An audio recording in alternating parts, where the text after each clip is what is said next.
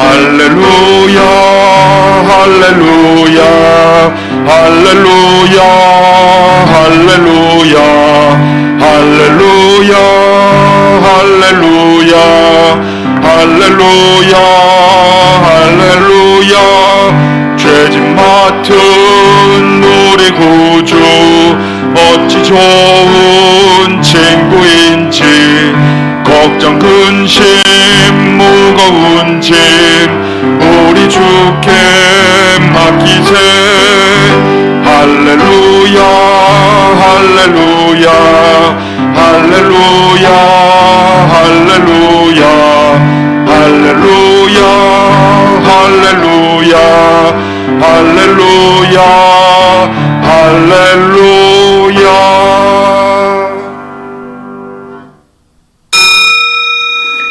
하나님은 영이시니 예배하는 자가 신령과 진정으로 예배할지니라. 아멘.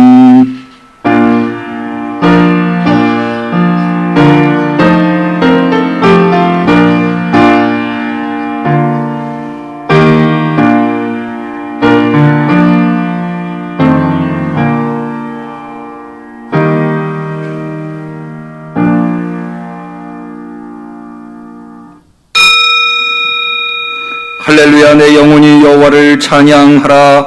야곱의 하나님으로 자기 도움을 삼으며 여호와 자기 하나님에게 그 소망을 두는 자는 복이 있도다. 여호와는 천지와 바다와 그 중에 만물을 지으시며 영원히 진실함을 지키시며 압박당하는 자를 위하여 공의로 판단하시며 줄인 자에게 식물을 주시는 자시로다. 여호와께서 갇힌 자를 해방하시며 여호와께서 소경의 눈을 여시며 여호와께서 비굴한 자를 일으키시며 여호와께서 의인을 사랑하시며 여호와께서 객을 보호하시고 고아와 과부를 붙드시고 악인의 길은 굳게 하시는도다. 시온아 여호와 내 하나님은 영원히 대대에 통치하시리로다. 할렐루야. 아멘. 오늘 일제의 억압 속에 전혀 미래를 내다볼 수 없던 이 민족에게 해방을 허락하시고 자유를 주시어 그 이후로 현대의 역사 속에 위대한 나라, 위대한 민족으로 대한민국을 일으켜주신 하나님 앞에 2021년도 광복절을 맞이하여 거룩한 성일에 진심 어린 감사로 예배 올려드리나이다. 우리의 예배를 받아 주옵소서. 우리에게 빛을 허락하옵소서. 예수님의 이름으로 기도 올리옵나이다. 아멘.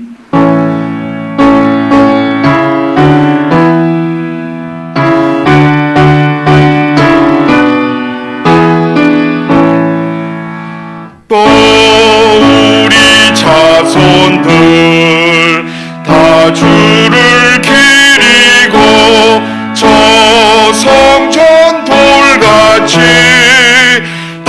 하게 하소서.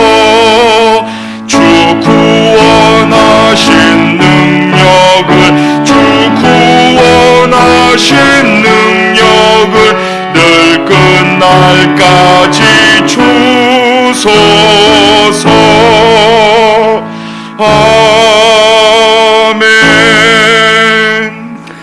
성령을 보내주시사 예배의 주님 되신 하나님 앞에 우리의 신앙을 고백할 때에 전능하사 존재를 만드신 하나님 아버지를 내가 믿사오며 그 외아들 우리 주 예수 그리스도를 믿사오니 이는 성령으로 잉태하사 동정녀 마리아에게 나시고 본디오 빌라도에게 고난을 받으사 십자가에 못 박혀 죽으시고 장사한 지 사흘 만에 죽은 자 가운데서 다시 살아나시며 하늘에 오르사 전능하신 하나님 우편에 앉아 계시다가 저리로서 산 자와 죽은 자를 심판하러 오시리라.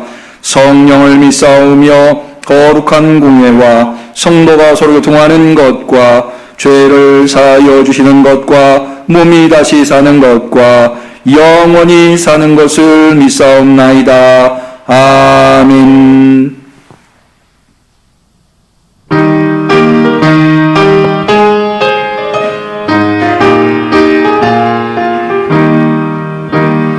삼천리 반도 금수강산 하나님 주신 동산 삼천리 반도 금수강산 하나님 주신 동산 이 동산에 할일 많아 사방의 일꾼을 부르네 곧 이날에 일 가려고 누군가 대답을 할까 일하러 가세 일하러 가 삼천리 강사 위에 하나님 명령 받았으니 반도 강산에 일하러 가세 삼천리 반도 금수강산 하나님 주신 동산 삼천리 반도 금수강산 하나님 주신 동산 봄 돌아와 밭 갈 때니 사방의 일꾼을 부르네 곧 이날에 일 가려고 누군가 대답을 할까 일하러 가세 일하러 가 삼천리 강사 위에 하나님 명령 받았으니 반도 강산에 일하러 가세 삼천리 반도 금수강산 하나님 주신 동산 삼천리 반도 금수강산 하나님 주신 동산 곡 시기고 거둘 때니 사방의 일꾼을 부르네 곧 이날에 일 가려고 누군가 대답을 할까 일하러 가세 일하러 가 삼천리 강사 위에 하나님 명령 받았으니 반도 강산에 일하러 가세 오늘은 2021년도 광복절입니다. 방금 같이 부른 삼천리 반도 금수강산의 작사자는 남궁옥 선생님입니다. 남궁옥 선생님은 기독교인으로서 우리나라가 일제 억압 속에 있을 때 청년들의 민족의 기상을 일으켜 세우고자 활동한 유명한 분이십니다. 이분은 민족의 정기를 일으키고자 우리나라 국화인 무궁화를 삼천리에 전파한 장본인이시기도 합니다. 남궁옥 선생님은 독립을 보지 못하고 세상을 떠나셨습니다. 그러나 이 남궁옥 선생님의 제자들에게는 곧 독립이 올 거니 그것을 미리 준비하라고 하는 의미에서 이 삼천리 반도 금수강산이라고 하는 찬양으로 그들을 독려했습니다. 오늘 2021년도 광복절 맞이해서 광복절 기념주일 예배를 드릴 때에 우리가 이 찬송을 부르는 것이 뜻깊은 일이 아니라 할 수 없습니다. 이어서 광복절 공동기도문으로 하나님 앞에 기도 올리겠습니다. 광복절 공동기도문은 우리가 늘 하던 대로 인도자 부분은 제가 하고 회중 부분을 우리 성도님들께서 기도해 주시면 되겠습니다. 기도드리시겠습니다. 하나님의 은혜로 우리는 새성전에서 광복절을 맞이하였습니다. 해방의 하나님을 찬양합니다. 하나님은 우리 민족을 일제로부터 해방시켜 주셨습니다. 해방의 하나님을 찬양합니다. 하나님은 우리 민족에게 일제의 억압에 굴하지 않고 민족의 독립을 위하여 수고한 독립운동가를 주셨습니다. 해방의 하나님께 감사합니다. 하나님은 우리 민족에게 고난 속에서 신사참배를 거부하고 민족을 위하여 기도한 순교자들의 기도를 들어주셨습니다. 해방의 하나님께 감사합니다. 한국과 일본이 평등하고 공평하며 평화로운 이웃이 되게 하옵소서. 우리를 긍휼히 여기소서. 과거의 죄와 잘못을 고백하고 미래를 향하여 용서하며 화해하게 하옵소서. 우리를 긍휼히 여기소서. 지난날의 매듭을 풀고 미래를 향하여 함께 나아가게 하옵소서. 우리의 소원을 들어주소서. 역사의 주인신 하나님께 남북의 평화통일과 동북아시아의 평화를 이루어 주소서. 우리의 소원을 들어주소서. 화평하게 하는 자는 복이 있나니 그들이 하나님의 아들이라 일컬음을 받을 것이니요. 만유의 주 되신 예수 그리스도로 말미암아 화평의 복음을 전하는 믿음의 사람이 되게 하소서. 같이 합니다. 예수님의 이름으로 기도합니다. 아멘.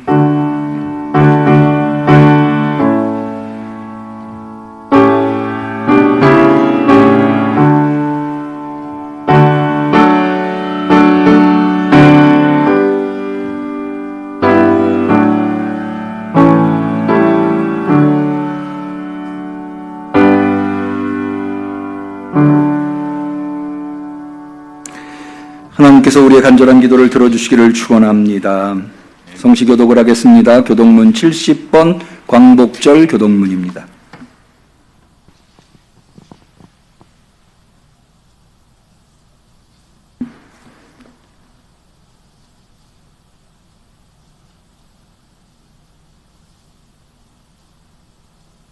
교독문 70번 광복절.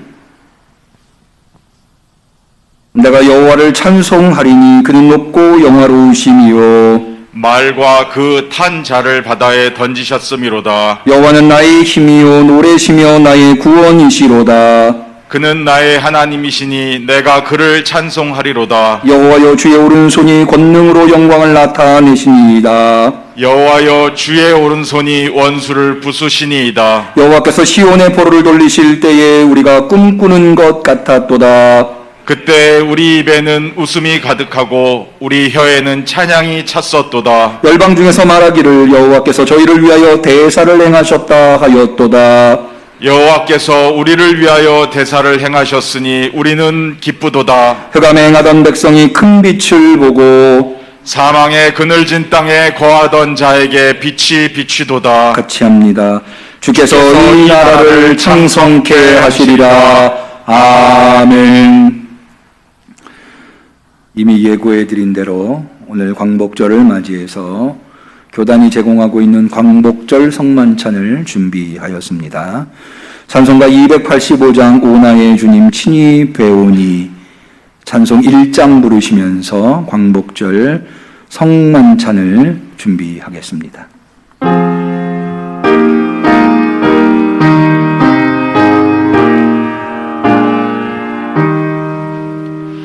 오 나의 주님 친히 배우니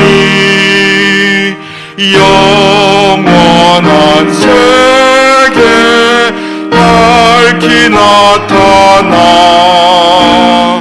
한없는 은혜 길이 누리니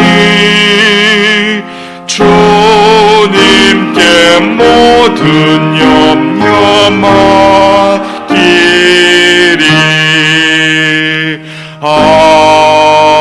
아멘.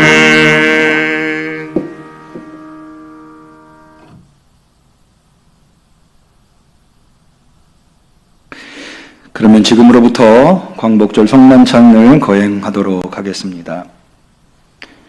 식탁으로의 초대. 형제자매 여러분, 우리가 지금부터 기쁨에 찬 주님의 만찬을 가지려고 합니다. 모든 하나님의 백성들이 동서남북으로부터 와서 하나님 나라에 들어와 함께 이 잔치에 참여할 것입니다. 누가복음에 의하면 부활하신 주님께서 제자들과 함께 식탁에 앉으사 떡을 집으시고 축사하신 후에 떼어 제자들에게 주셨을 때에 제자들의 눈이 열려서 부활하신 주님을 알아보았다고 하였습니다. 이것은 주님께서 우리들에게 베풀어 주시는 식탁입니다. 우리 주님께서는 당신을 믿고 따르는 모든 사람들을 초대하십니다. 우리 모두 주님께서 우리를 위해 예비하신 하늘나라의 잔치에 참여합시다. 대감사 기도를 같이 드립니다. 주님께서 여러분과 함께 또한 목사님과도 함께 마음을 주님께로 드십시오. 우리의 마음을 주님께 드나이다. 주님께 감사합시다. 마땅하고 옳은 일입니다. 하늘과 땅을 창조하신 전능하신 하나님, 언제 어디서나 하나님께 감사를 드리는 것은 마땅하고 옳고 기쁜 일입니다. 하나님께서는 하나님의 형상으로 우리를 지으셨으며 생명의 숨을 불어넣으사 사람이 되게 하셨습니다. 저희가 돌이켜 하나님을 사랑하지 않을 때에도 우리를 향하신 하나님의 사랑은 변함이 없으셨습니다. 하나님께서는 우리를 일제의 압제로부터 구해주시사 전능하신 하나님의 언약의 백성으로 삼아주셨습니다. 하나님께서는 예언자들을 통하여 말씀하시기를 정의가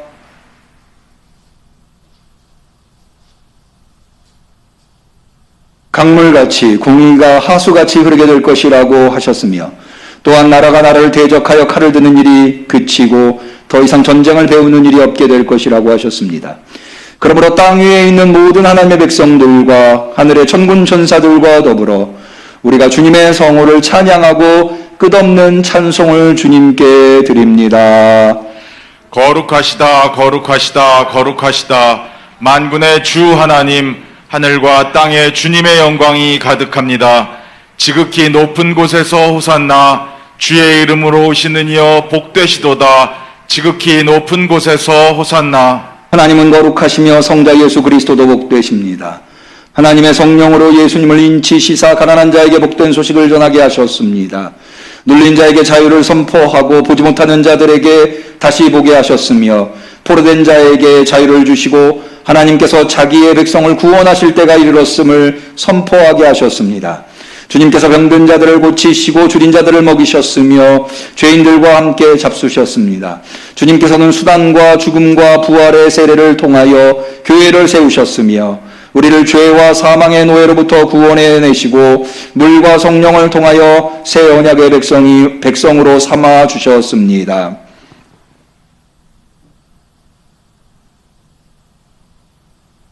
우리를 위하여 주님 자신을 주시던 날 밤에 주님께서 떡을 집으사 축사하시고 떼어 제자들에게 주시며 말씀하셨습니다. 받아 먹어라.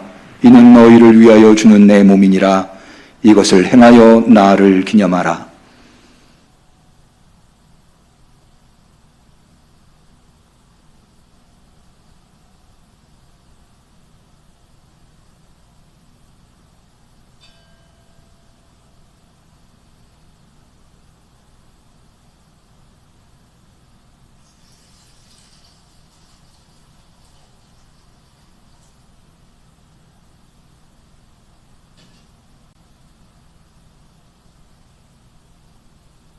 저녁이 끝난 후에 주님께서는 잔을 가지사 축사하시고 제자들에게 주시며 말씀하셨습니다. 너희가 모두 이것을 받아 마시라. 이는 너희와 많은 사람의 죄를 사하려고 흘리는 바 나의 피 곧 새 언약의 피니라. 너희가 마실 때마다 이것을 행하여 나를 기념하라.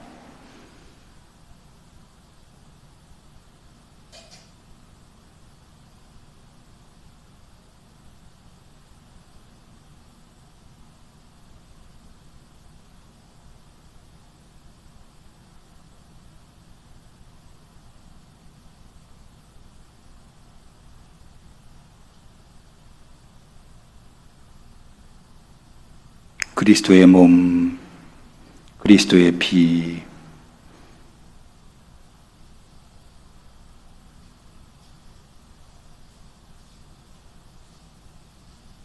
그러므로 예수 그리스도 안에서 행하신 하나님의 이 모든 전능하신 일을 기념하며 그리스도의 거룩하신 희생과 더불어 우리들 자신을 거룩하고 산 희생의 제물로 드립니다. 신앙의 신비를 우리가 선포할 때에 주님께서 죽으셨습니다. 주님께서 부활하셨습니다.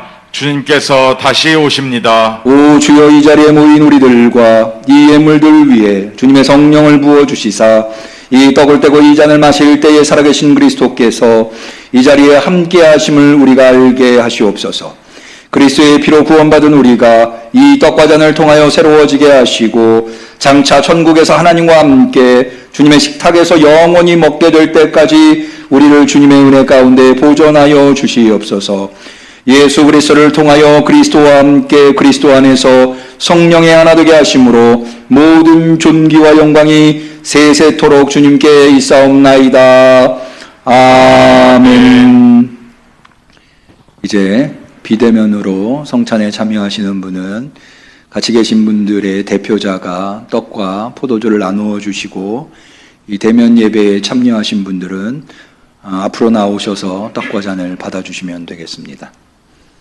차례대로 앞으로 나오시죠.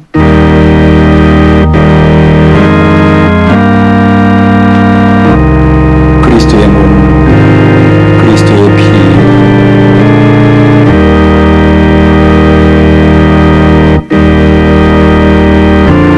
그리스도의 몸, 그리스도의 피,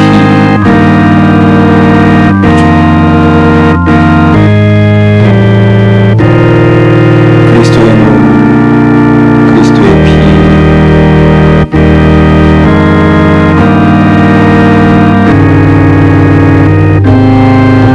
그리스도의 몸, 그리스도의 피, 그리스도의 몸,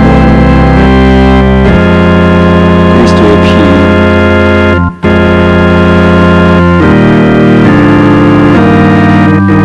그리스도의 몸, 그리스도의 피,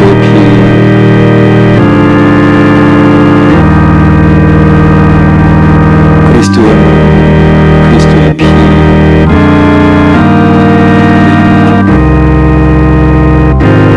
그리스도의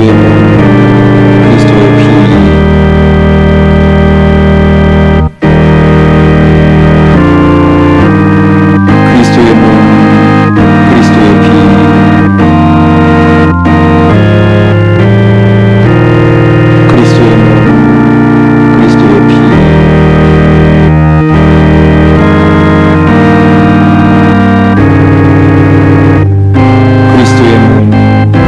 그리스도의 피, 그리스도의 몸, 그리스도의 피, 그리스도의 몸, 그리스도의 피,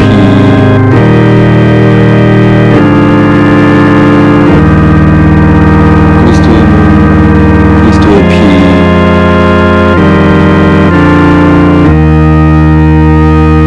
기도 올리겠습니다. 자유의 하나님 아버지, 이 민족에게 자유의 빛을 허락하여 주시니 감사합니다.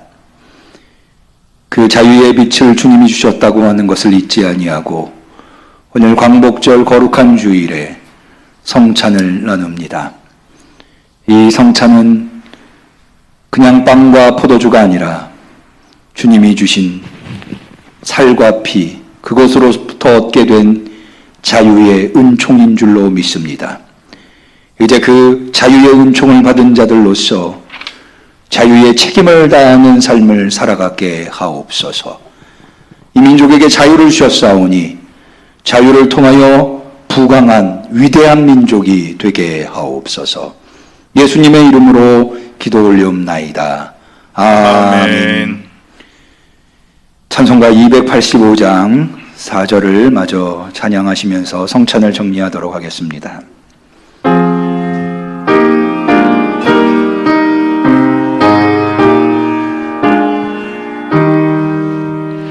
주님의 성찬 받을 때마다 하늘의 기쁨 미리 맛보고 어린 양 잔치 참여함같이 영원한 축복 내가 누리리. 아멘. 성경 봉독의 시간입니다. 누가복음 4장 18절 19절 말씀을 보도록 하겠습니다.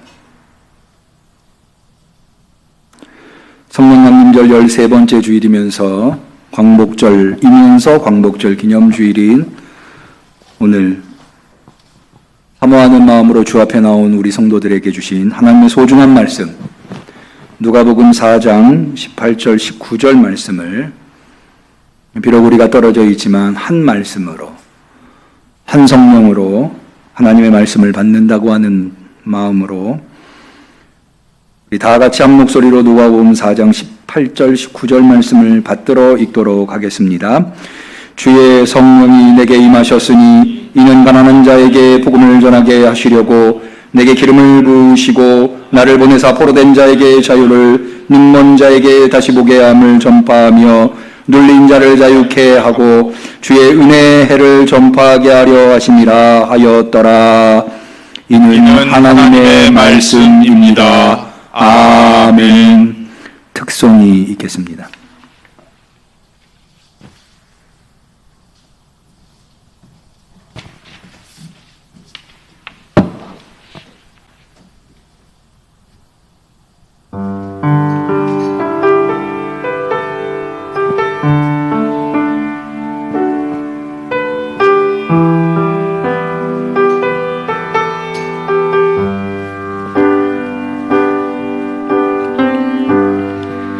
빛이 없는 바다에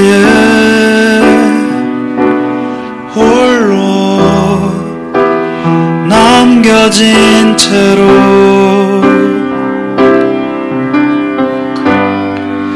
나는 주를 바라네. 예수 내 손 잡아주시네.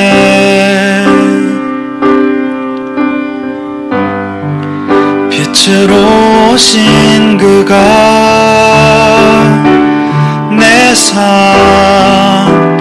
밝혀주시네.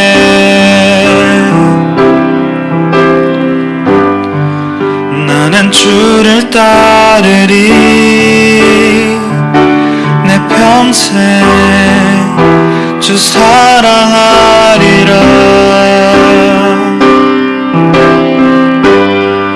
세상은 날 버리고 소망 하나 없어도 나의 사랑 주 나라 놔주시네. 그가 함께 하시니 나는 오늘을 살리. 나의 사랑 주 나라 놔주시네.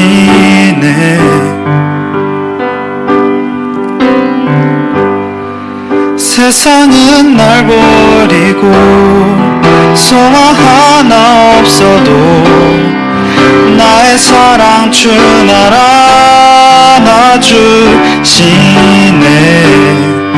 그가 함께 하시니 나는 오늘을 살리. 나의 모든 소망 오직 주 예수.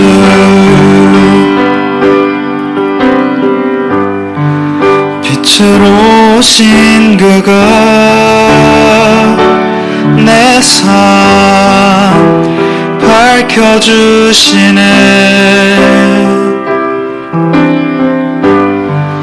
나는 주를 따르리. 내 평생 주 사랑하리라. 세상은 날 버리고 소망 하나 없어도 나의 사랑 주 나라 놔주시네. 그가 함께 하시니 나는 오늘을 살리. 나의 모든 소망 오직 주 예수. 세상은 날 버리고 소망 하나 없어도 나의 사랑 주 나라 놔주시네. 그가 함께 하시니 나는 오늘을 살리. 나의 모든 소망 오직 주 예수.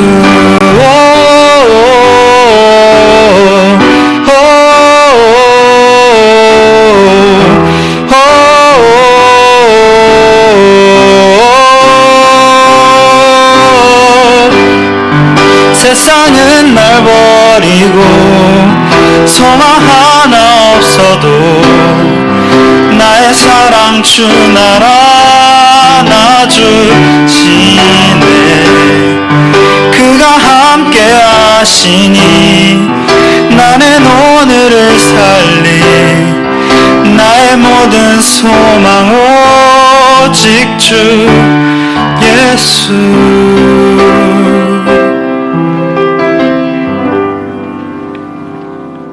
아멘.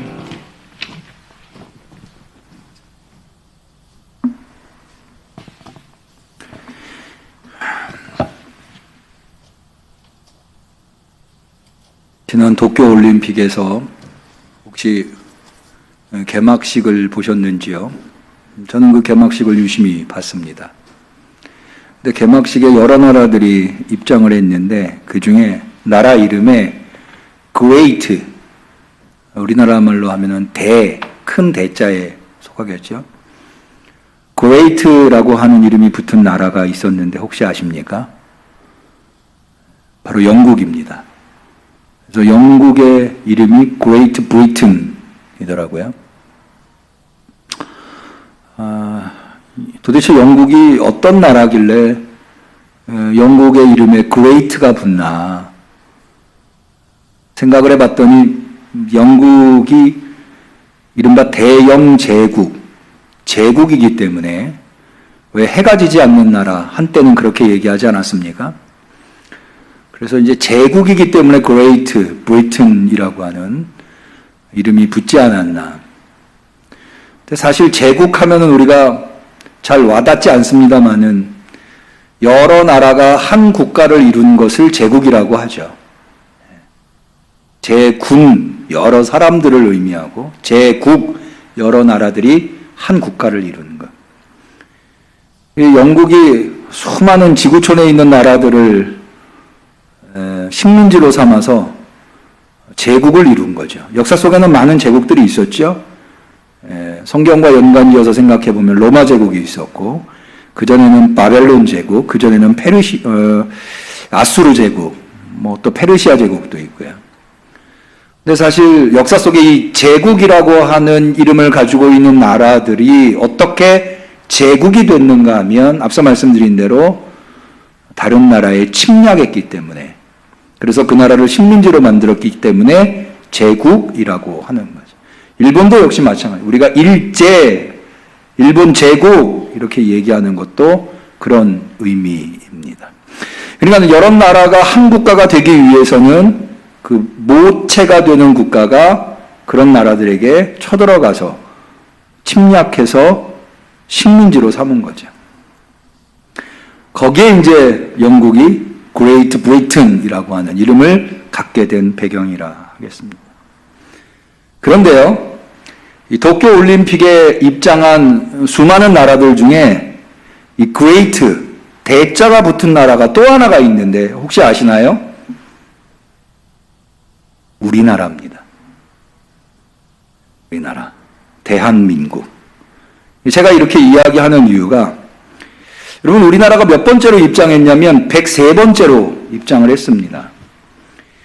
많은 사람들이 왜 우리나라가 103번째로 입장했을까 궁금해 하시는데 제가 그걸 좀 찾아봤어요. 근데 올림픽을 개최하는 국가는 개회식 때 입장하는 순서를 둘 중에 하나를 선택할 수 있다 하더라고요.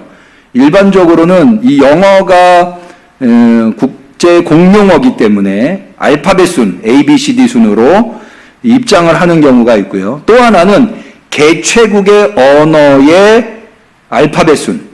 만약 우리나라가 개최했다면, 우리나라도 88년에 올림픽을 개최하지 않았습니까? 몇 년 전에 평창 동계올림픽도 개최를 했는데, 우리나라라고 하면 가나다라 순으로 입장을 하는 거죠.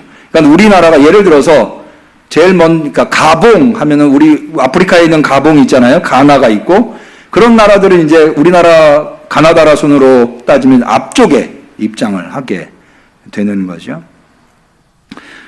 그런데 일본 도쿄올림픽에서는 ABCD 순으로 입장하지 않고 일본의 단어, 일본의 알파벳 순으로 입장을 했다 하더라고요. 근데 저도 이번에 처음 알았는데 일본의 알파벳이 이렇게 된다 하더라고요. 아이우에오, 가키쿠케코 이렇게 된다 하더라고요. 근데 일본이 우리나라를 되게 강꼬꾸라고 하거든요. 일본어로 강꼬꾸 이렇게 하면 한국 이렇게 얘기하는. 이게 강꼬꾸 하니까는 아이우에오, 카키쿠케코 하니까는 앞쪽에 와야 되지 않겠습니까? 그런데도 불구하고 뒤쪽에 오는 거예요. 이유가 뭐냐면 일본이 우리나라를 강꼬꾸라고 부르지 않고 흔하진 않지만 일본에서도 우리나라를 다이칸민코쿠가 뭐냐면 대한민국이라고 부르는 경우가 있어요. 그러니까는 다이칸민코쿠로 다이칸민코쿠라고 불러서 이게 이제 뒤쪽으로 가게 된 거죠. 그러니까 우리나라도 대자가 들어있게 된 것이다. 저는 기분이 좋았습니다. 다른 나라도 아니고 일본이 우리나라를 대한민국으로 불러준다고 하는 것이 뿌듯하고 자부심이 생기더라고요. 사실 우리나라는 인류 역사 속에, 유엔의 역사 속에 최초인 경우가 여러 가지가 있어요. 지난달 2일에 유엔의 무역개발회의라고 하는 곳이 있다 하더라고요. 아마 뉴스 보도를 통해서 들으신 분도 계실 텐데, 우리나라가 개발도상국, 이전까지는 개발도상국에 속해 있었는데, 지난달 7월 2일에 처음으로 이 유엔 무역개발회의에서 선진국으로 인정한 최초의 국가라 합니다. 우리나라가 유엔에서 최초인 것은 이번이 처음은 아니에요. 2009년도에 우리나라는 원조를 받는 피원조국에서 원조를 하는 원조국가로 유엔 역사상 처음으로 지위가 바뀐 국가입니다. 대한민국이라 불릴만 하죠? 사실 우리 대한민국이 일제와 6.25를 지나면서 거의 지구상에 있는 나라들 중에 최빈국에 속해 있었던 나라였습니다. 그런데 21세기에 들어와서 대한민국은 어떻게 이렇게 가히 위대한 국가라고 나라라고 하는 대한민국이 될 수 있었을까요? 앞서 제가 영국이 왜 그레이트라고 하는 이름이 붙었는지에 대해서 설명을 드렸죠? 식민국가였는 침략국가였기 때문에 가능한. 그런데 우리나라가 대자를 얻을 수 있었던 것은 침략에 의해서가 아니었다고 하는 거죠. 그런 의미에서 더 우리나라가 대자가 붙었다고 하는 것은 대단히 자부심이 있는 이름이라고 하겠습니다. 그런데 바로 이 전 세계에서 최빈국 중에 하나였던 이 나라가 6.25 전쟁 이후 몇 년입니까? 50년의 6.25 전쟁이 있었으니까 70년 정도 됐죠? 70년 만에 대한민국으로 전 세계 10대 무역국가로 성장할 수 있었던 그 초석에는 뭐가 있었을까? 저는 자유가 있었다고 생각을 합니다. 왜 광복이라고 하지 않고 자유라고 이야기를 하는가? 우리는 광복을 통해서 자유를 얻었습니다. 그런데 우리나라만 광복을 한 건 아니죠? 일제가 망하면서 광복을 한 수많은 나라가 있습니다. 특별히 우리나라와 대치를 이루고 있는 북한도 광복을 이루었죠. 그런데 북한과 우리나라, 지금 6.25 전쟁 이후에 70년 역사 속에 이렇게 북한은 여전히 최빈국으로 남아있고 우리 남한은, 대한민국은 10대 경제국으로 발돋움할 수 있었던 그 북한과 우리나라와의 결정적인 차이, 이유가 무엇이냐? 그게 바로 자유라는 거죠. 우리에게는 자유가 있었고 저들에게는 자유가 없었죠. 그만큼 자유는 소중한 것입니다. 자유가 있느냐 없느냐가 이렇게 한 국가의, 한 나라의, 한 민족의 운명을 가를 수 있다는 것이요. 그런데 사실 이 자유라고 하는 주제는 기독교에서 가장 핵심적이고 중요한 주제라고 할 수가 있습니다. 오늘 본문을 통해서 그것을 알 수 있습니다. 오늘 본문은 예수님께서 이 세상에 왜 오셨는가, 이 세상에 오셔서 예수님이 하시려고 하신 것이 무엇인가에 대해서 누가복음의 방법으로 우리에게 알려주고 있습니다. 자, 먼저 이 이야기는 예수님의 고향 나사렛에서 발생한 일입니다. 예수님도 유대인 남자였기 때문에 유대인 남자는 누구나 의무가 있었는데 안식일에 회당에 나가야 했습니다. 예수님도 유대인 남자여서 그 의무를 다하고자 안식일에 회당에 나가셨습니다. 그런데 그런 의무를 가지고 있는 유대인 남자들은 의무만 있는 게 아니라 권리도 있는데, 그 권리가 무엇인가 하면 그 회당 예배에서 성경을 펼쳐 읽고 해석할 수 있는 권리가 있었습니다. 오늘 본문은 예수님이 그 권리를 사용하십니다. 자, 16절부터 다시 보겠습니다. 예수께서 그 자라나신 곳 나사렛에 이르사 안식일에 자기 규례대로 회당에 들어가 성경을 읽으려고 서심해 선지자 이사야의 글을 들이거늘 책을 펴서 이렇게 기록한 데를 찾으시니 하고 오늘 우리가 읽은 본문의 말씀을 읽고 계십니다. 주의 성령이 내게 임하셨으니 이는 가난한 자에게 복음을 전하게 하시려고 내게 기름을 부으시고 나를 보내사 포로된 자에게 자유를, 눈먼 자에게 다시 보게 함을 전파하며 눌린 자를 자유케 하려고 자유케 하고 주의 은혜를 전파하게 하려 하심이라 하였더라. 이 본문을 읽고 난 다음에 예수님께서 이 본문에 대해서 해석한 내용이 21절에 나옵니다. 이에 예수께서 저희에게 말씀하시되 이 글이 오늘날 너희 귀에 응하였느니라. 이 너희 귀에 응하였다라고 하는 말씀은 어떤 의미일까요? 이것을 표준세 번역은 이렇게 번역하고 있습니다. 이 성경 말씀은 너희가 듣는 가운데서 오늘 이루어졌다. 주의 성령이 내게 임하셨으니 이는 가난한 자에게 복음을 전하게 하시려고, 이후에 나오는 이사야의 글이 예수님이 읽을 때 이루어졌다 라고 말씀하시고 계신 겁니다. 그것은 뭘 의미하느냐? 예수님이 이제부터 이루실 것이 바로 이것이다 라고 하는 의미입니다. 이 나사렛 회당에서의 예수님의 설교는 대단히 중요한, 누가복음에서 대단히 중요한 자리를 차지하고 있는데요. 무엇보다도 이것이 설교라고 하는 점입니다. 누가복음과 사도행전의 수많은 설교를 수집해 기록해 놓았습니다.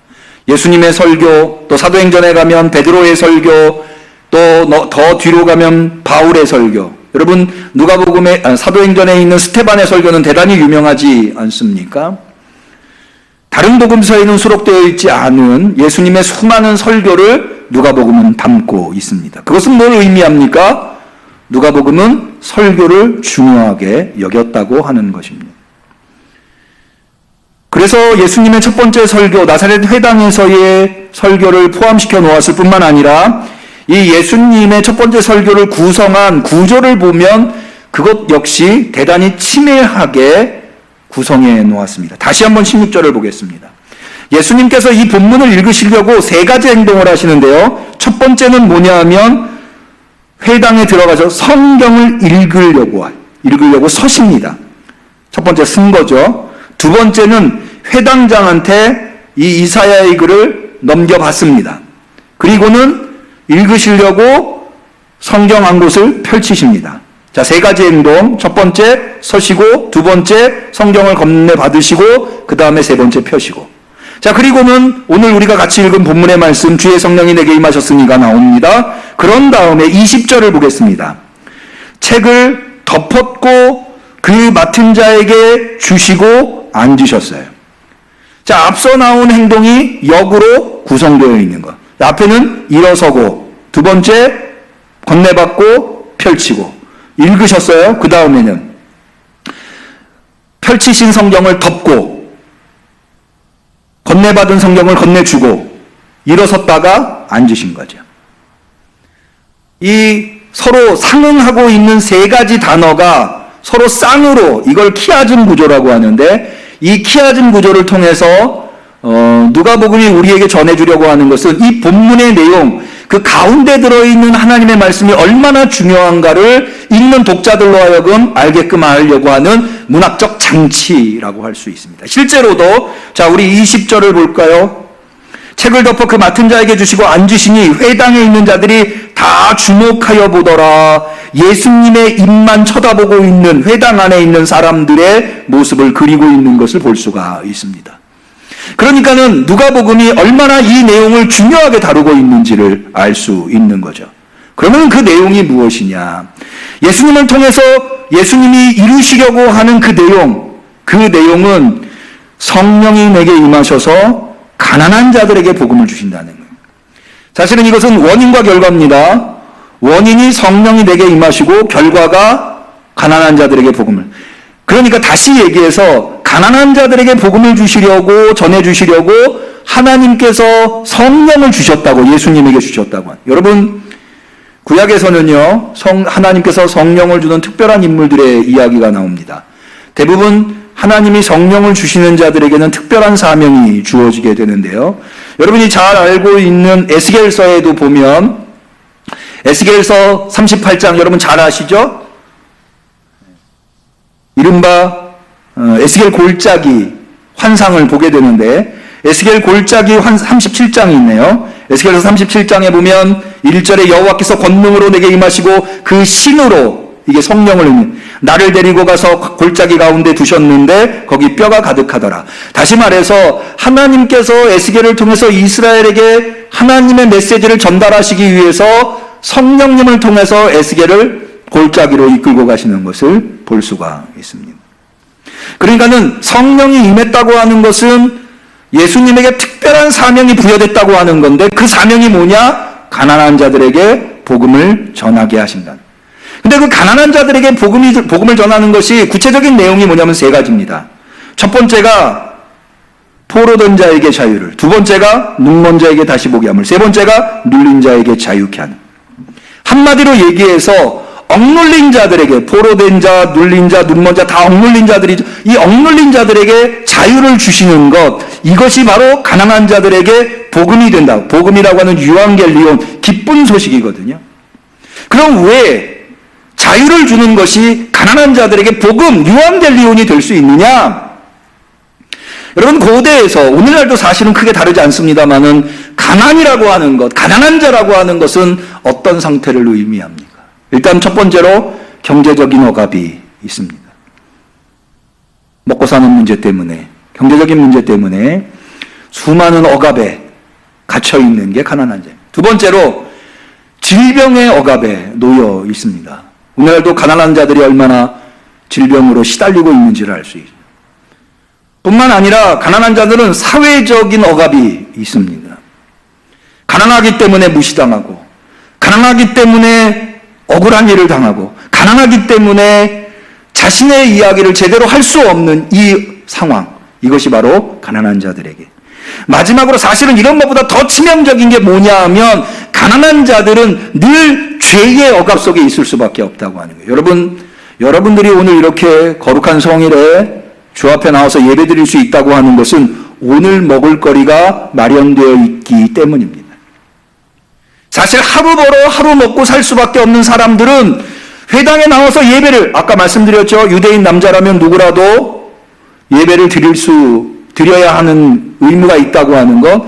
그런데 그럼에도 불구하고 가난한 자들은 안식일인데도 회당에 나와서 예배를 드릴 수가 없었어요.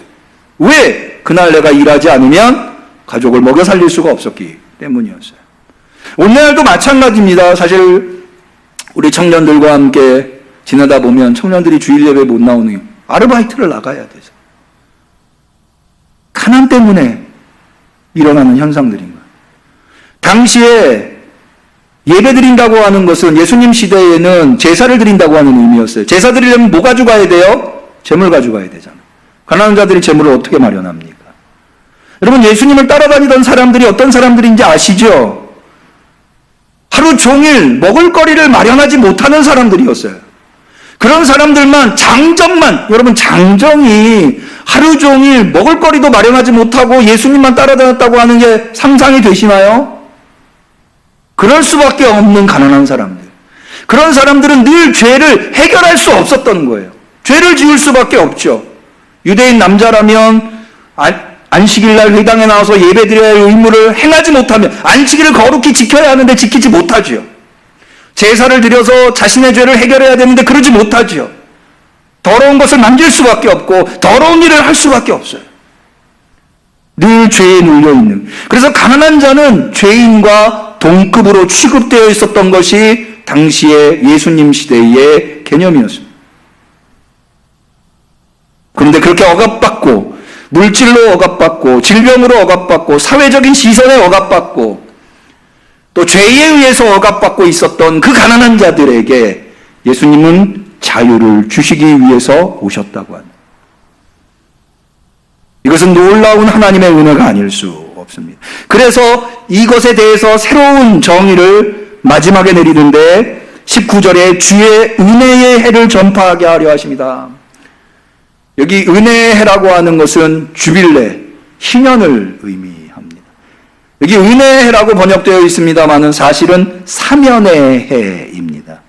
이 희년은 사면의 해죠. 모든 빚이 탕감이 됩니다. 빚에 의해서 조상으로부터 물려받은 부동산, 재산들을 팔아넘길 수밖에 없는 자들에게, 원주인에게 돌려주게 되어 있죠. 사면의 해인 것입니다. 여러분, 죄는 누구밖에 사면할 수 없습니까? 하나님이 사면해 주신. 그래서 가난한 자들에게 복음을 전하는 것, 그들에게 그것이 왜 기쁜 소식이냐, 예수님이 오셔서 자유를 준다고 하는 것이 왜 기쁜 소식이냐, 하나님이 예수 그리스도를 통해서 죄를 사면해 주시겠다고 하는 선언이시기 때문에, 죄를 용서받을 길이 없고 구원받을 길이 없는 그 가난한 자들에게 예수님께서 사면을 선포해 주시는 거죠. 그렇기 때문에 그것이 그들에게 기쁜 소식, 유앙겔리온 복음이 될 수밖에 없는 것이었습니다. 목사님, 우리는 이미 자유를 얻은 사람들인데 가난한 사람들, 물론 스스로 가난하다고 느낄 수도 있지만 그렇게 오늘 먹거리 없어가지고 억압받는 사람들은 아니잖아요. 이미 자유를 누리고 있는 우리한테 그럼 예수님은 더 이상 필요 없는 겁니까? 여러분, 진짜 자유를 누리고 계십니까? 사실 인간은 하나님 아니면 자유를 누릴 수 없습니다. 하나님으로 말미암아 인간은 근본적으로 자유를 누릴 수 있어요. 무슨 얘기냐? 이게 좀 어려운 얘기가 될 수 있는데 잘 들어보세요. 잘 따라와 보세요. 자, 하나님은 어떤 분이십니까? 전지전능하신 분입니다. 전지전능한 분이에요. 그렇게 믿으시죠? 그런데 하나님이 전지하시다는 것은 뭘 의미하냐? 하나님은 모든 걸 알고 계시다는 거예요. 자, 하나님은 제가 지금 이 종을 들지 말지를 알까요? 모르실까요? 아신다고 얘기해야 전지전능한 거죠. 하나님이 이걸 안다고 하는 것은 제가 이 종을 들지 말지가 결정되어 있다는 걸까요? 아직은 결정되어 있지 않다는 걸까요? 결정되어 있다는 거죠. 제가 들지 말지. 왜냐하면 결정되어 있는 것에 대해서만 알 수 있는 거지 결정되어 있지 않는데 어떻게 알 수 있습니까? 다시 말해서 하나님이 모든 걸 알고 있다고 하는 것은 하나님은 내가 태어날 때부터 내가 이 세상에서 생을 마감할 때까지 모든 과정이 다 결정되어 있다고 하는 것을 전제하고 있다는 거예요. 그렇다면 나에겐 자유가 없는 거예요. 마치 로봇가 프로그램되어 있는 대로 움직이듯이 나는 하나님이 나에게 프로그램하신 대로 움직일 수밖에 없는 겁니다. 그럼 나한테는 자유가 없는 거죠. 그러니까 다시 말해서 하나님의 전지전능성과 나의 자유라고 하는 것은 양립할 수 없다는 거예요. 그래서 하나님께서 하신 것이 있는데 바로 하나님의 전능성을 제한하셨어요. 나에게 자유를 주시기 위해서. 그게 바로 예수 그리스도세요. 하나님이시지만 인간의 몸으로 이 세상에 오심으로 말미암아 나에게 자유를 주신 것입니다. 그래야만이 내가 자유를 가질 수 있기 때문에. 그럼 도대체 하나님한테 왜 내가 자유를 갖는 게 그렇게 중요할까요? 하나님의 정령성을 제한하면서까지, 희생하면서까지, 전지성을 희생하면서까지 나에게 자유를 주시려고 하시는 걸까요? 하나님은 나와 신뢰의 관계, 믿음의 관계, 하나님은 나에게 진실한 믿음을 원하시기 때문에 그래요. 여러분, 진실한 믿음이라고 하는 것이 무엇일까요? 여러분, 로봇에게는 진실한 믿음의 관계를 이룰 수 없어요. 로봇은 프로그램되어 있는 대로만 움직이기 때문에. 여러분, 내가 하나님 앞에 진실한 믿음을 갖기 위해서는 하나님을 거부할 수 있는 자유가 있어야 해요. 하나님을 결코 거부할 수 없는데 그런 자유가 내게 없다면 내가 하나님을 믿고 내가 하나님을 신뢰하는 것은 진실할 수가 없어요. 그런데 하나님은 나에게 뭘 원하신다고요? 진실한 믿음을 원하세요. 그렇기 때문에 하나님은 스스로를 희생하시면서까지, 스스로를 제한하시면서까지 나에게 자유를 주시는 거예요. 그래서 오직 하나님에 의해서만 인간은 자유를 가질 수 있어요. 하나님이 스스로를 제한해주지 않으시면 나는 자유할 수 없어요. 여러분, 부모 자식도 마찬가지예요. 자녀가 뭔가 자기결정권을 가지려면 부모가 부모로서의 권리를 자녀에게 제한해야 돼요. 넌 내 자식이니까는 내가 시키는 것만 해 하면 그 아이는 자율권을, 자유라고 하는 것을 누릴 수가 없어요. 내가 비록 부모지만 그래 네가 한번 네 뜻대로 해봐 라고 부모로서의 권한을 제한할 때 자녀는 거기서 자유를 누리는 거예요. 그런데요, 하나님과 인간과의 관계성뿐만 아니라 인간 자체에게도 자유는 대단히 중요해요. 왜냐하면 내가 나로 살아가기 위해서는 자유가 없이는 불가능합니다. 제가 로봇 이야기를 계속했지만 로봇가 자아가 있나요? 자기라고 하는 게 있어요? 없어요. 로봇은. 왜? 로봇은 프로그래밍된 대로 움직이기 때문에. 나라고 하는 참된 나라고 하는 존재가 존재하기 위해서는 자유가 전제되어야 돼요. 자유가 없이는 나라고 하는 것을, 내 생각, 내 판단을 구현할 수가 없어요. 부모 자식의 이야기를 했습니다만 그것도 마찬가지예요. 자녀가 자기의 생각대로 삶을 꾸려갈 수 있으려면 부모가 이래라 저래라 해서는 안 돼요. 부모니까 그렇게 할 수 있죠. 그렇지만 그것을 제한할 때 자녀가 자신의 꿈과 비전을 이루어 나갈 수 있는 거예요. 그래서 자유 없는 삶은 진정한 삶이 아니에요. 자유 없는 생명은 진정한 생명이 아니에요.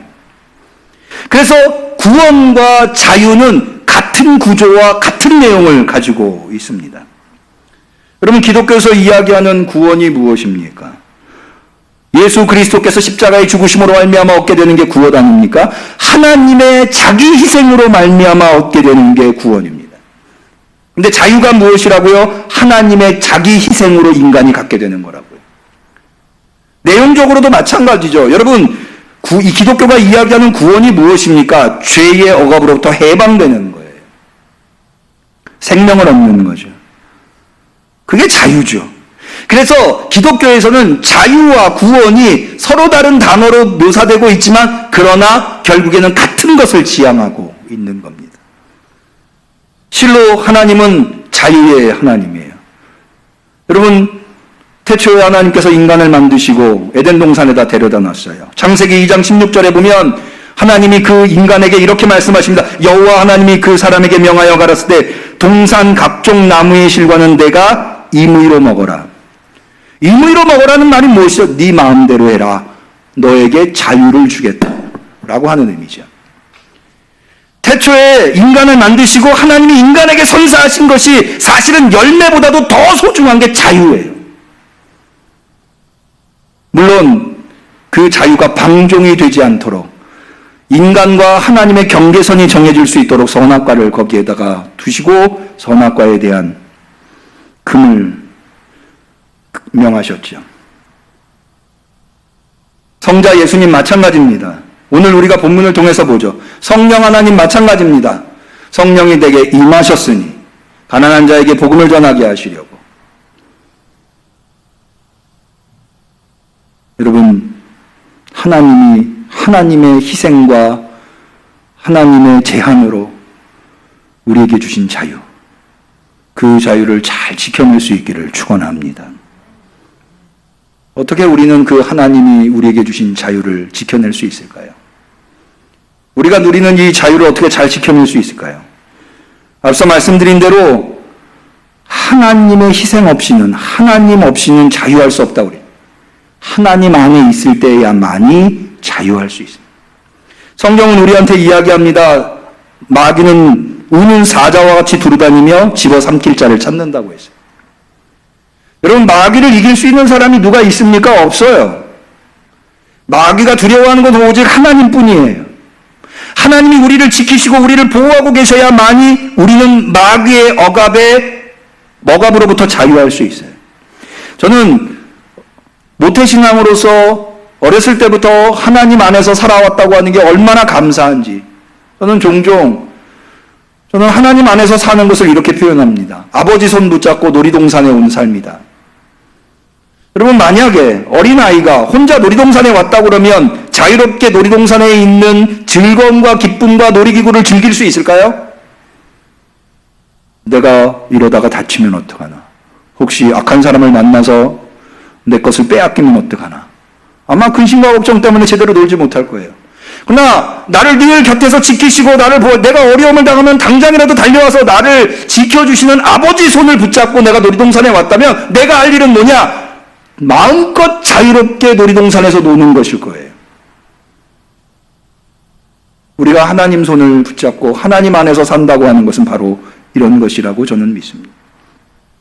우리가 하나님 손을 붙잡고 있을 때 마귀는 더 이상 우리를 건들 수 없어요. 믿으시기를 바랍니다. 더 나아가서 우리를 붙들고 계신 그 하나님은 우리에게 어떤 분이세요? 자유를 주시는 분. 그분이 만약 우리를 억압한다면 우리는 자유할 방법이 도저히 없을 겁니다. 그러나 그 하나님은 우리에게 누구보다도 자유를 주시는 분. 너 마음껏 놀아라. 내가 네 곁에서 너를 지켜주마. 라고 하시는 분이라는 거예요. 두 번째로 우리가 자유를 지키는 방법은, 여러분, 내가 정말 자유한가를 끊임없이 성찰할 수 있어야 돼요. 오늘 우리가 다 자유롭게 사는 것 같죠? 그러나 어떤 이들은 강요된 욕망에 사로잡혀 사는 사람들이 있어요. 내가 왜 서울대를 가고 싶어 할까요? 내가 왜 의사가 되고 싶어요? 내가 왜 명품 가방을 가지고 싶어 하고 내가 왜 외제차를 타고 싶어 할까요? 정말 내가 원하는 게 그게 맞나요? 아니, 혹시 다른 누군가에 의해서 내가 주입된 욕망은 아닌가요? 나 정말 자유한 거 맞나요? 욕망뿐만이 아니에요. 미움도, 증오도 마찬가지. 누군가에 의해서 주입된 증오로 살아가는 사람들이 얼마나 많은지 몰라요. 강요된 욕망, 강요된 증오 안에서 억눌려 살고 있는 사람들. 나랑 아무 상관도 없는데, 그가 나한테 잘못한 것도 없는데 누가 나한테 이 말 저 말 해가지고 내가 그를 미워하는 경우들이 없었나요? 그게 바로 주입된, 강요된 증오예요. 그렇게 살아가는 사람들이 얼마나 많은지 몰라요. 정말 내가 나로 살고 있는지 늘 우리는 생각해 봐야 돼요. 그런 것에 속지 말아야 돼요. 더 나아가서 우리는 타인의 자유를 존중할 수 있어야 돼요. 하나님은 나에게만 자유를 주신 게 아니에요. 그에게도 자유를 주셨어요. 내 자유를 보장받고 싶다면 그의 자유도 보장할 수 있어야 돼요. 우리가 하나님 안에서 나를 늘 성찰하고 다른 사람들의 억압하지 않고 다른 사람들의 자유를 지켜줄 수 있을 때 우리는 이 하나님이 허락하신 자유대안 안에서 위대한 삶, 위대한 민족으로 살아갈 수 있게 될 줄로 믿습니다. 기도하겠습니다. 하나님 아버지, 오늘 광복절에 우리에게 귀한 말씀으로 깨달음을 주시니 진심으로 감사드립니다. 하나님만이 우리에게 자유를 주실 수 있습니다. 그 하나님이 주신 자유를 우리가 더 이상 누군가에게 빼앗기지 아니하게 잘 지켜내며 살아갈 수 있게 도와주옵소서. 예수님의 이름으로 기도 올리옵나이다. 아멘. 우리는 감사하는 마음으로 이 예물을 드립니다.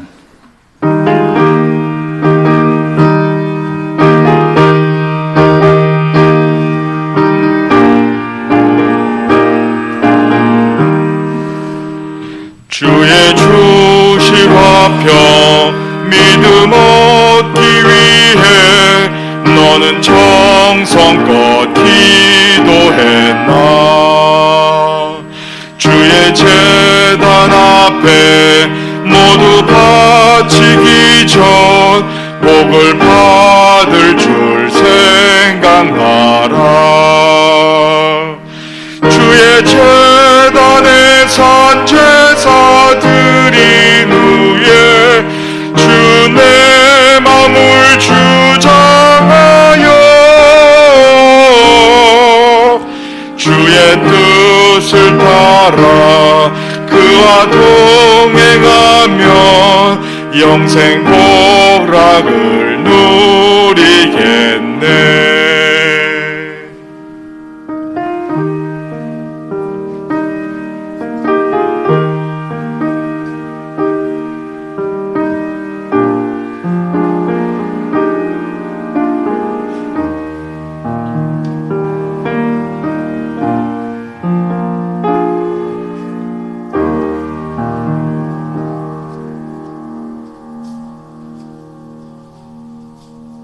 주님 앞에 귀한 예물 드린 손길이 있습니다. 11조 예물, 선교원금, 목정원금, 건축원금, 주정원금, 감사원금, 신승혜 집사님, 헌물, 헌금, 남은미 청년, 입당을 축하드립니다.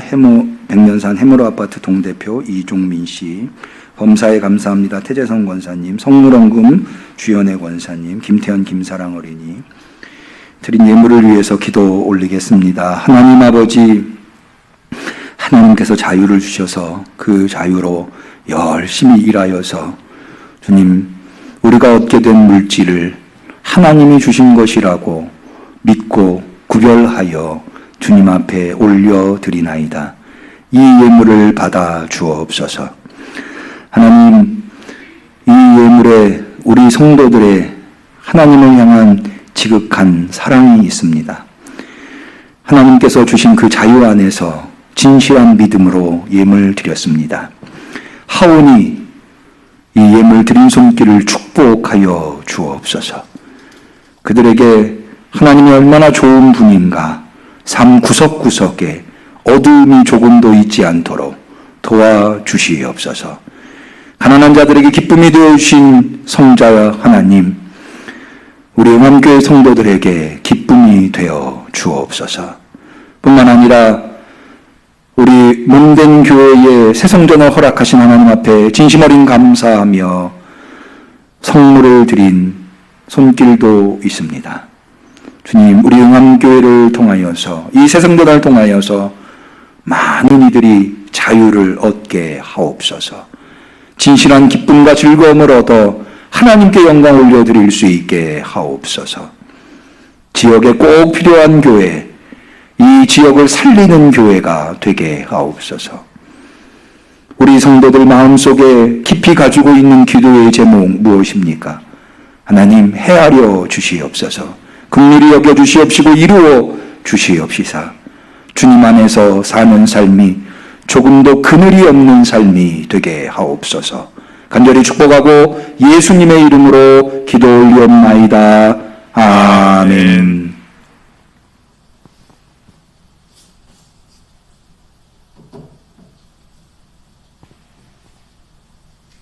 생일이신 분이 계시네요.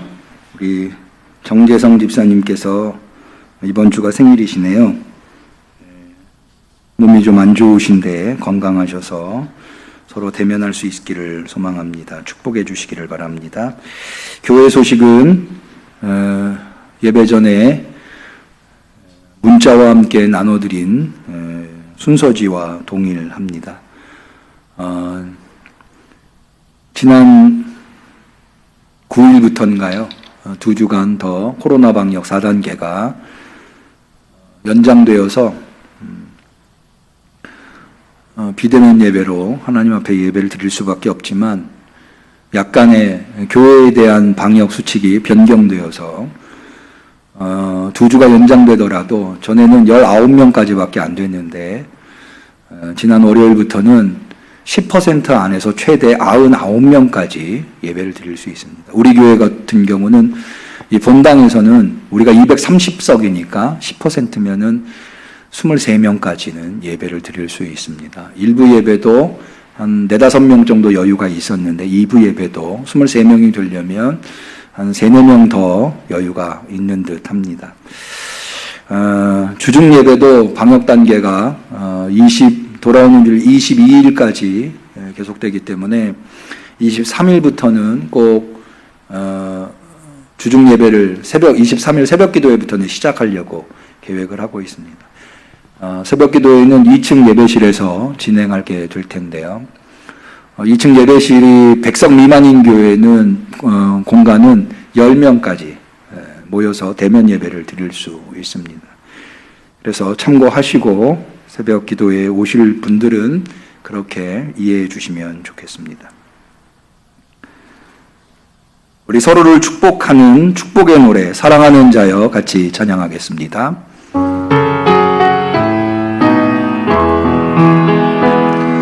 사랑하는 자여 너의 영혼이 잘됨같이 언제나 범사에 잘되고 강건하기를 내가 간구하노라. 우리 하나님께 영광의 박수를 올립니다. 곁에 계신 분들과 서로 인사 나누겠습니다. 오늘은 광복절을 맞이해서 그리스도의 평화를 빕니다 라고 서로 인사를 나눴으면 합니다. 그리스도의 평화를 빕니다. 감사합니다. 송영하시겠습니다.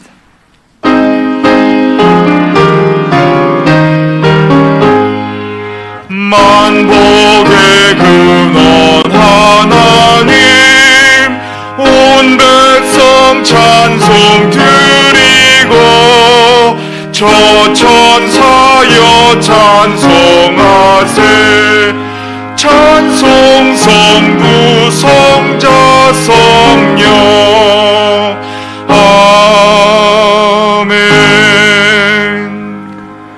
이제는 우리에게 자유를 주시려고 이 땅에 오신 예수 그리스도의 은혜와 누구보다도 우리의 자유를 소중히 여기며 우리의 진실한 믿음을 보기를 원하시는 하나님 아버지의 사랑과 오늘도 하나님이 주신 그 자유를 지켜내며 자유 안에서 복된 삶을 살 수 있도록 인도하시는 성령님의 교통하심 충만하신 역사하심이 오늘 광복절을 맞이하여 하나님의 주신 자유를 마음속 깊이 새기며 참된 나로 하나님 안에서 마귀를 이기고 모든 억압을 이기고 복된 삶을 살겠다고 결단하는 우리 성도들, 우리 응암교회 이 나라의 민족 위에 지금부터 영원까지 함께 하시기를 간절히 축원하옵나이다.